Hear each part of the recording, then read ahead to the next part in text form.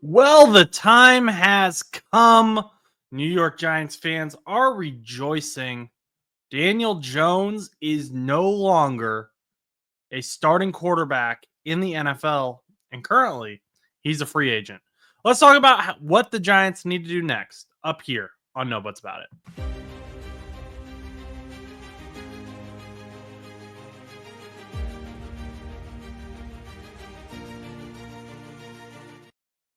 What's up, everyone? Welcome to No Buts About It.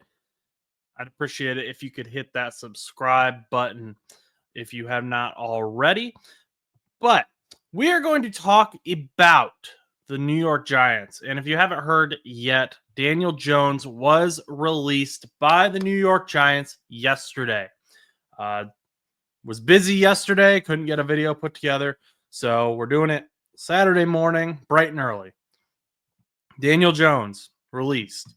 And this doesn't really come as much of a surprise because they benched him, right? And you're like, okay, they're probably going to release him. His contract doesn't really warrant him being a backup. You're not going to want that in the locker room. It just made sense. However, we were expecting, for the most part, that to come at the end of this season.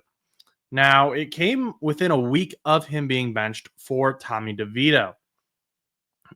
The part of that may be because Daniel Jones felt disrespected as a player. And I can understand why that would be. I haven't seen reports of that. The only reports we've seen is that he requested his release this week. And the only reason I'm saying he may have felt disrespected is because they not only moved him to backup, they put him as the fourth string quarterback, which that I can understand because you want to maybe show the team like, hey, we're all in on Tommy DeVito. We're all in on this. You don't want to find yourself in a situation where Daniel Jones has to go in either because you're trying to avoid that $23 million injury guarantee if he gets hurt. So that makes sense to me. I'm good with that. However, he was being used as a scout team safety in practices, and that might be where he was kind of like, I'd rather just take the rest of this season off, maybe go on vacation, just kind of decompress. I don't want to be playing scout team safety out here for this team that has already benched me. I have no future with. I can understand that as well. So Daniel Jones has been released. The three quarterbacks that the Giants now have rostered are Tommy DeVito, Drew Lock, and Tim Boyle, which, being put below Tim Boyle should be punishment enough. What do the Giants do now that they don't have a quarterback? Most rebuilds, and the Giants are in a rebuild, start with the quarterback. But now they have all these other players and they don't have a quarterback. They had committed to Daniel Jones being the face of the franchise. They had extended him.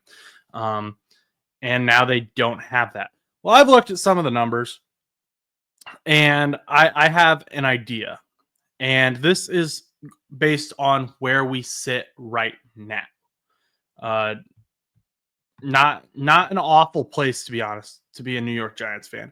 I know you haven't had a winning record in quite a bit. It's been a long time. It may seem bad, but it's not as bad as what it could be. So first of all, I just want to say this right out. I am not building this team for 2025. 2025, you have Daniel Jones's cap hit still. It's only $20 million. You still have a lot of money to work with. But we're going to build a team in 2025 that doesn't necessarily work as a playoff contender, but will set us up really well for 2026. And it will also allow us to spread out some of these bigger contract hits that we have coming up. Because frankly, the New York Giants have a lot of really good players. It just hasn't worked out. Guys like Andrew Thomas, who they brought in 2020 in the first round of the 2020 draft, has been phenomenal for that offensive line. Of course, you have guys like Kayvon Thibodeau, who has been fantastic. Dexter Lawrence, another fantastic player.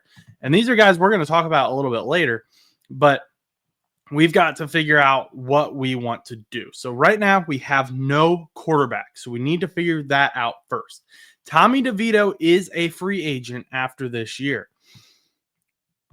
If you want to just tank in 2025, you could probably extend Tommy DeVito. You could pretend like you're trying to be competitive. I guess if Tommy DeVito comes out and just balls out the rest of the season, you could maybe sell that. But Tommy DeVito hasn't really shown to me anything where it looks like he is just going to be this madman of a quarterback, the future face of New York. He's kind of more of a fun, I don't want to use, like, I can't think of a better word, but I guess a gimmick. He's great for social media, I guess, is what I'm trying to say. But he's not your future face of the franchise, and he's not going to be an upgrade from Daniel Jones, most likely. So I don't think Tommy DeVito is your answer. You could extend him and tank in 2025, but I don't want to do that either.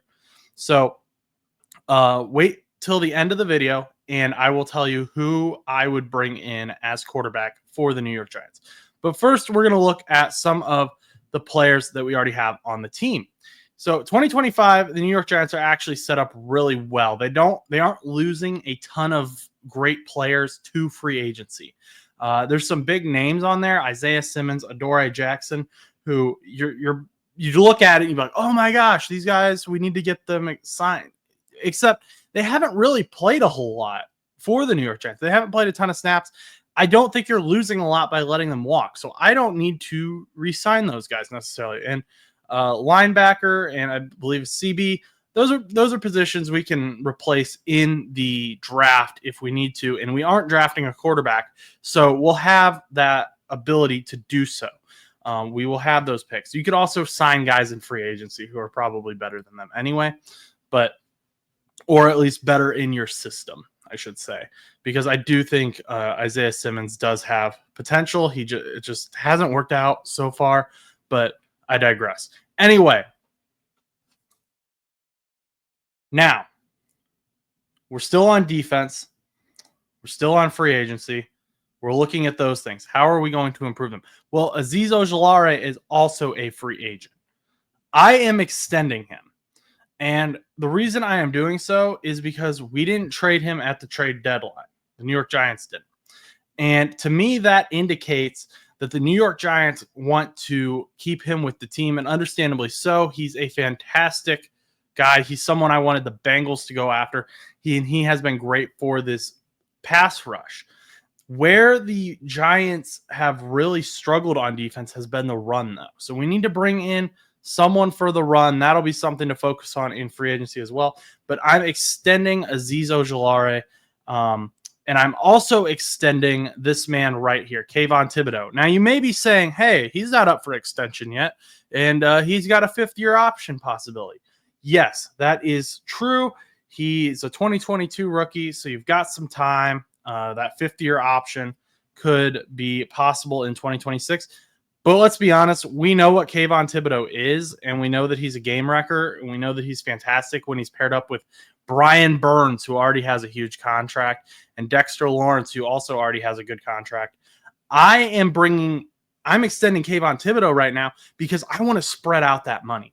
I think he's going to bring in a big contract, and I don't want all of those hitting at the same exact time. We have kind of this gap year where we can kind of spread it out a little bit, spread it out through a signing bonus or whatever. And we have this wasted year in 2025. Let's put some of that cap hit on there so that we can have this guy still when we're ready to be competitive, but we also aren't spending a ton of money on just pass rush, because right now they're like two of their top three guys are going to be, or for contracts, are going to be pass rushers in Dexter Lawrence and Brian Burns. If you add Kayvon Thibodeaux to that, then you've got three. Let's just spread that out. Spread that out a little bit more. Get that money kind of taken care of so we don't have to worry about the cap in the future here during this rebuild. So now that we've got that taken care of on defense, there's one guy, and this is another guy who on the offensive line I could I could take or leave. Again, he's a free agent. Greg Van Roten. I've heard it both ways for all my psych fans out there. Anyway, he's 34 years old. He's a free agent, but he has played pretty good on the offensive line for the New York Giants. He's been a pretty good guard, and he's someone who I could see the New York Giants wanting to extend, but I could also understand with his age why they would let him go. He, again, is 34, but good offensive line play is hard to find in the NFL. And this is also going to be a crazy free agency for guards as well. So they could probably let him go and find someone else in free agency as well. So we'll see what happens with him. That's just someone I wanted to highlight. I think he's a very good guard. If he doesn't decide to retire, I'm sure he will be signed relatively quickly because he should be a fairly cheap contract for the amount of play that he brings to the team. But 34 years old, that's like ancient in the NFL, especially for offensive linemen. So we'll see what happens there. But like I said, we're in a good place for the New York Giants. I mean, we're talking about here needing really just to build up the secondary to help with run defense. They're 17. Their defense is 17th in the NFL, and all of that. The only thing dragging them down is their run defense. Their pass defense is fantastic. So sign some guys who can help stop the run. A good middle linebacker who can come and help Dexter Lawrence out when he needs it, which is very rare. He's a fantastic player, but just getting that built. And then on the offensive side of things, I mean, you're really only losing Darius Slayton, who's a wide receiver too, in this offense because Malik Neighbors has just been fantastic. Darius Slayton, depending on what he wants, you could maybe bring him back. But again, this is another position where wide receivers have become, I don't want to say a dime a dozen, but they kind of have. I mean, the wide receiver talent that's out there is absolutely insane. And putting Darius, getting a wide receiver 2 is even easier. I mean, you have guys like T. Higgins is going to be a free agent, most likely. Stephon Diggs is likely going to be a free agent. So there are weapons out there that you can go after. Stephon Diggs is likely going to want to go to a contender, though, and that's not where we are right now. We'll see what happens, but I don't think you need to like throw the Brinks truck at Darius Slayton. Tyrone Tracy Jr. has also helped us out here in this rebuild. He's a rookie running back this year, has played very well. And you may remember if you've been around for a while, I was not super high on this running back draft class. Still not really super impressed by it. There's some guys who have done better than I thought they were going to, but no one's like really been like, wow, I was completely wrong about them. I thought they were going to be so much worse than what they are. No, but Tyrone Tracy Jr. is one of those guys who he did do better than I thought he was going to. And I think he can continue to build upon that. And I'm excited for him. He's a Purdue alum. So hopefully that continues to work in this offense. The other issue is that I just thought about, I have no idea what to do with Brian Daboll. So if you're sitting there asking yourself what to do with Brian Daboll, I have no idea. Because we've seen him be really good head coach, and we've seen him be a really bad head coach. Stan has had him on the hot seat for like 2 years. I understand why. I don't know if you're really in a place to fire him though, but maybe that's what you need. Maybe just say we need a complete restart. Sorry, Brian, you're a former coach of the year, but it's not working out. We're just resetting. Maybe that happens. I don't know. That's kind of one of those things where right now, let's just presume Brian Daboll's still going to be the head coach next season and in 2026. But that's where we are right now. All of that being said, that brings us to the grand old question of what to do with quarterback. I've talked about now, I want to extend Kayvon Thibodeau. I've talked about spreading out cap, building up the run defense, because you're currently overall 17th in the NFL, but I think they're 4th in pass defense, which means if your overall grade is 17th and your pass defense is 4th, that means your run defense is really bad. And so we're going to focus on building that in this offseason when we let guys like Isaiah Simmons and Adoree Jackson go. I've also talked about letting Darius Slayton go and possibly bringing in another wide receiver too. We're going to build up this team to have the most success for whatever quarterback we bring in to replace Daniel Jones as the face of this franchise. Now, you're going to stick with me here. Stick with me here. Remember, we are building for 2026, not 2025. I am bringing in Sam Darnold. Now, New York fans, I know he's already been in the building before. He's wearing green as a New York Jet, but he looks a lot better now. And he's going to be a free agent. And frankly, there's not a lot of great free agent quarterbacks out there coming up here. You have it's like Sam Darnold and then Zach Wilson. Is that the Jets quarterback you want to bring? Do you want to bring in Zach Wilson? Probably not. Sam Darnold has played very well for the Minnesota Vikings. He's even been in MVP talks at points this season. And the Minnesota Vikings already have their future quarterback, who they believe to be their future quarterback, in J.J. McCarthy. So they likely aren't going to extend Sam Darnold. I mean, when you have that kind of when you have that kind of talent, you're going to want to go and get a bigger contract if you know that you can. And I think Sam Darnold knows that. I doubt the Minnesota Vikings would just sign him to trade him. That seems a little crazy, but I think Sam Darnold becomes a free agent this year. You bring him in, and then you win some games, lose some games. You're probably not going to be that playoff contender again.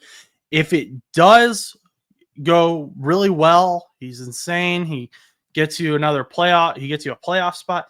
Maybe you look at an extension, but I'm only giving him a three-year contract in 2025. And the reason for that is I'm giving him that 2025 year. I'm giving him 2026. And then that's going to be a year that he starts, and the rookie quarterback, whoever that might be, can sit and learn from him.